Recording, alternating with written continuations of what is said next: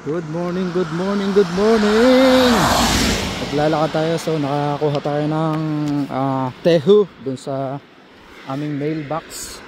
So yun ay mailbox namin. Kung ano-ano ang nilalagay doon ng mga post office, sila na nagdi-deliver mismo. So naglalakad tayo ngayon sa trabaho, papuntang trabaho.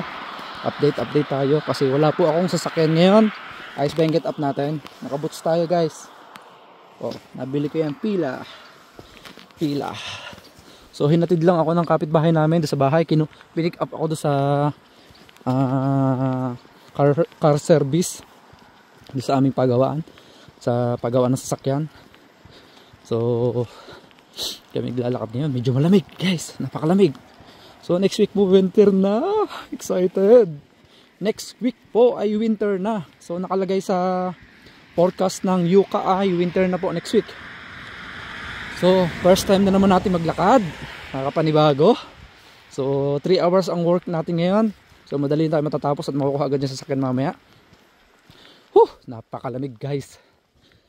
Sobrang lamig. Ayos pa yung boots natin, guys. Oh, kanya naman, oh. Kung matindihan yung boots natin, pila po yan, pila. Balat yan, balat. Parang balat ng bayawak makapal. Sana all makapal. Yun. Sinisipon agad ako. Pasilip ko sa inyo ang lugar. Napakabait ng kapitbahay namin. Sakto hinatid niya yung asawa niya. Tapos naghintay lang siya doon sa petrol station. Kanina pa siyang 8:30. Hinintay niya ako hanggang 11:45, di ba? Napakabait. Sino sa mga taga rito ang basta magaganon, di ba? Itong pamilya talaga ng natira namin, napakabait. Palagi kami tinutulungan, kaya pagka nagpapacheck ng cellphone sa akin yung magkakapatid, tinatanong kung anong bayad, hindi ko pinagbabayad. Ayos yung yung ating kaalaman sa phone computer na gagamit dito sa mga kapitbahay. Libre check up. Tapos pag may mga bago silang phone, tinatransfer ko yung mga files, mga numbers. Mahilig silang palit ng phone. Yun yung naiitulong ko na kapalit. Lamig, naninigas yung kamay ko. Sana all naninigas. So doon ko i-stop to. Malapit na sa bahay. Sa trabaho. Ganito ang nilalakad ni Mrs. tuwing gabi. May ilaw dito yun, oh. Pero ewan ba't nila binubuhay pag gabi. Baka sira. Hanggang doon sa baba may ilaw. Pero si na Mrs. naglalakad dito gabi.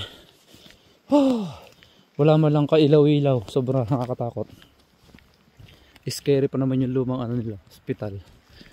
Yung lumang oh my god, pagod.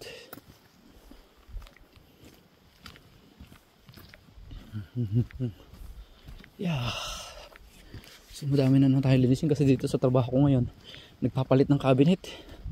Ang dumi na naman ng sahig. Grabe, guys, yung sahig dito napakadumi na naman.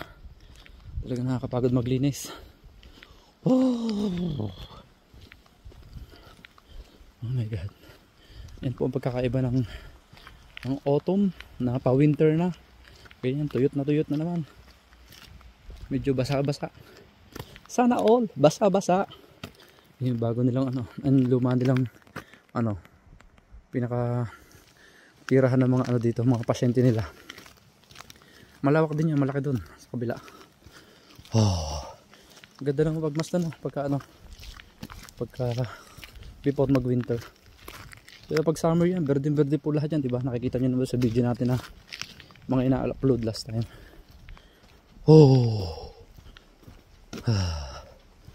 Ito, babasahin ko mamaya habang naghihintay ako sa labas. Kasi may 15 minutes pa ako. Dito dapat magpasok ka sakto. Hindi naman yung sakto, mga 5 minutes or 3 minutes or ganyan. 10 minutes na yung pinaka-maximum na maaga mong pasok. Kasi oras ang binabayadan dito. Hindi nila babayadan pag yung wala silang sinabi na mag-overtime ka. Kailangan yung overtime mo ay alam nung pinaka-boss. Pomo ang tawag sa boss. Pomo or yung supervisor. Ano ba ang supervisor? Nakalimutan ko na. So yun, andito na tayo. Ihihin ako kasi sobrang lamig. Dami ako nainom na water kanina. So yun, guys, gawin ko lang 5 minutes And thank you for watching. Maraming salamat. Oh. Lamig.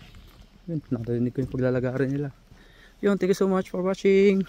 Bye bye. Thank you. See you later.